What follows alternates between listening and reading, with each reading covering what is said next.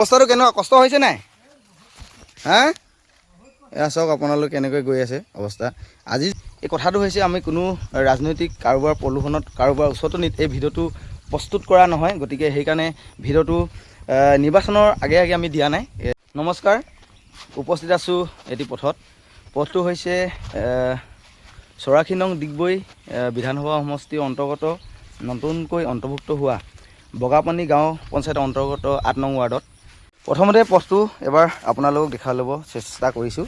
পথটো হৈছে আমাৰ ঢেকেজান শিৱ মন্দিৰৰ পৰা একেবাৰে খালগাঁও নামনিচুবলৈ যোৱা পথটি এই 10খন আমাৰ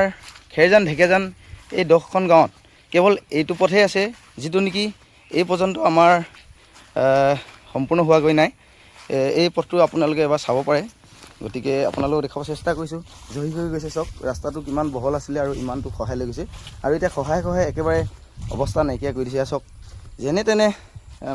আমাৰ ৰাইজে বস্তাৰেদি মাটি দি যেনে তেনে অহা যোৱা কৰিব পৰা হৈ গৈছেগৈ এয়া চাইকেল আৰু খোজকাঢ়ি যেনে তেনে হ'ব আৰু ওচৰতে এয়া খেতি পথাৰ আছে ৰাইজৰ যিহেতু এতিয়া খেতি ছিজন গতিকে গৰু আনিবৰ কাৰণেও অসুবিধা এনেকুৱা হৈ গৈছে কিয়নো পথটো একেবাৰে ছিঙি যোৱা নিচিনা হৈ গৈছেগৈ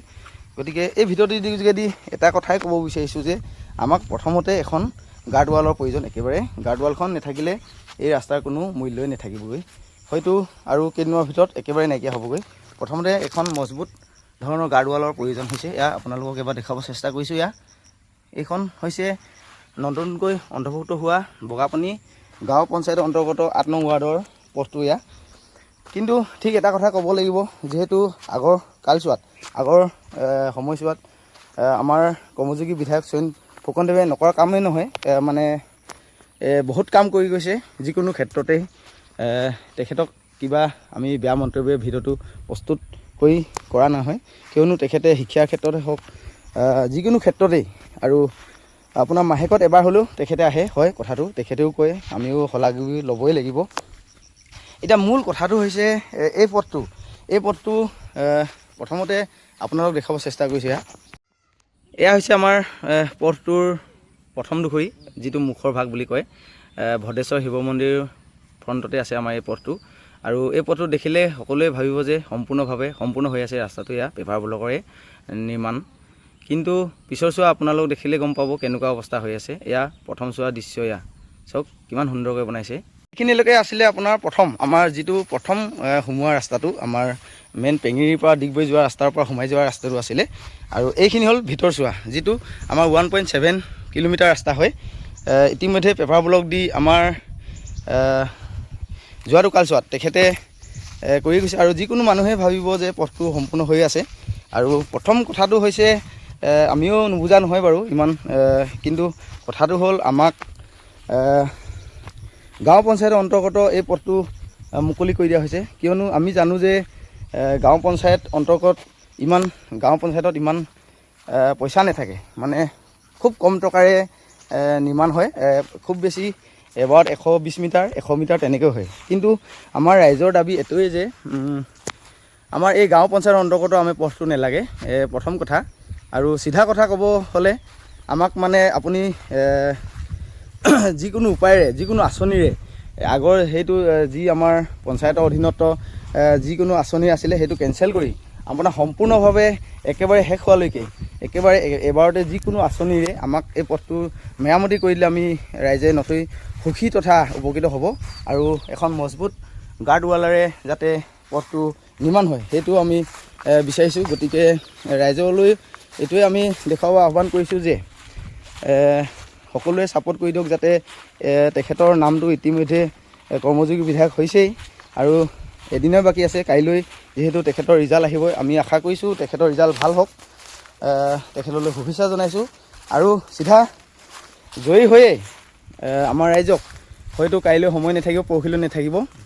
কিন্তু অতি সোনকালে তেখেতে আহি আমাক ৰাইজক আহি এই স্থানত আহি আমাৰ ৰাইজক